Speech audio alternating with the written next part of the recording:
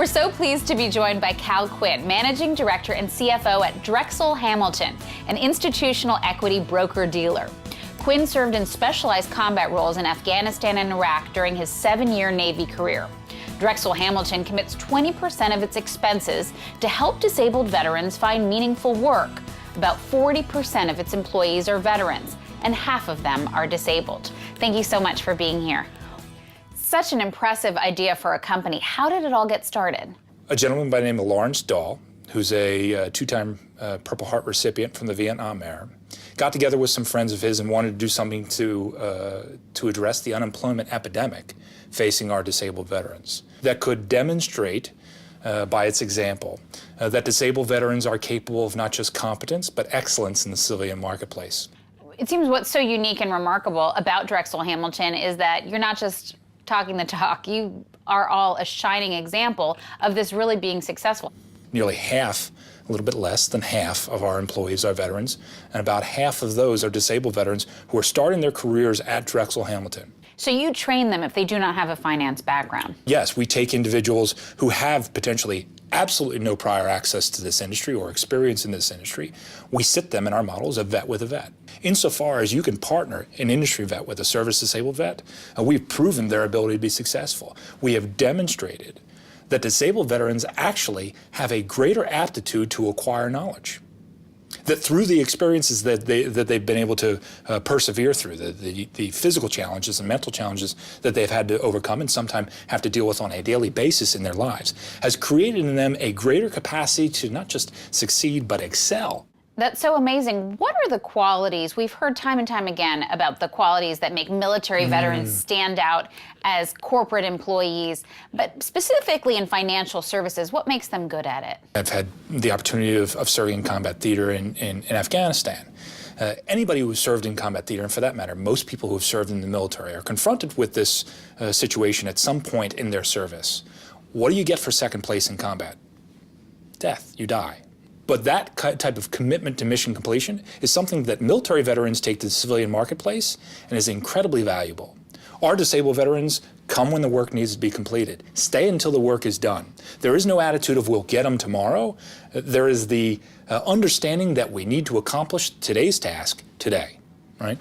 So commitment to mission completion, I think, is something that differentiates our military service members in the civilian marketplace over their civilian counterparts. You touched on your experience in combat. Tell us a little bit more about your personal experience in the military and how you were able to transition to this very successful civilian career. My service, I was humbled by the opportunity to have received a commission from in the Navy, graduating from the Naval Academy.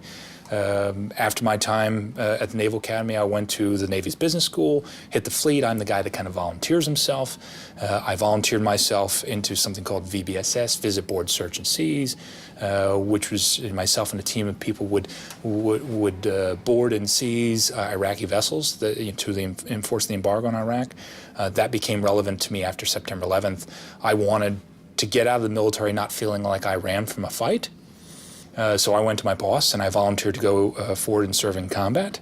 I was humbled once again with the opportunity to be included in an organization called Task Force 58, some of the most amazing men and women that I've ever had the fortune of serving with. I served as a non-spec ops Navy guy, doing logistical work for that effort, serving most of my time with that group in Afghanistan itself, most of it in Kandahar. Thank you for your service. It's really Thank you. Very impressive. Was it challenging for you to transition to a civilian career?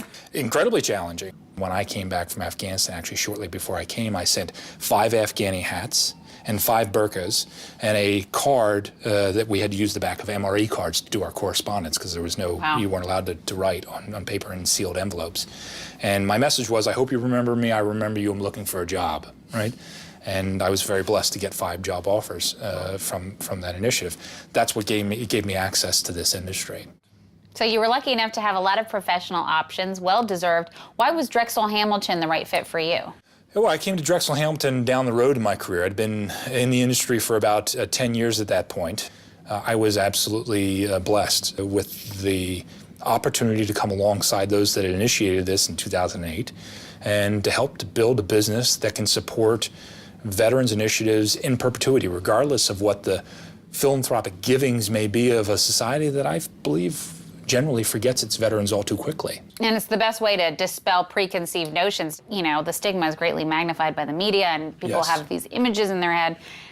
You at Drexel Hamilton, you're looking to hire disabled veterans, you're looking to hire veterans, they're watching this, they're saying, I'm so inspired. What do they do now? Well, come on in, the water's warm, right? Our website is www.drexelhamilton.com. People can start to read up on our firm, learn a little bit more about what we do. It's great news. Yeah. Cal Quinn of Drexel Hamilton, a unique and inspirational firm that's really setting a shining example for veterans. Thanks for joining us. Thank you. Thank you.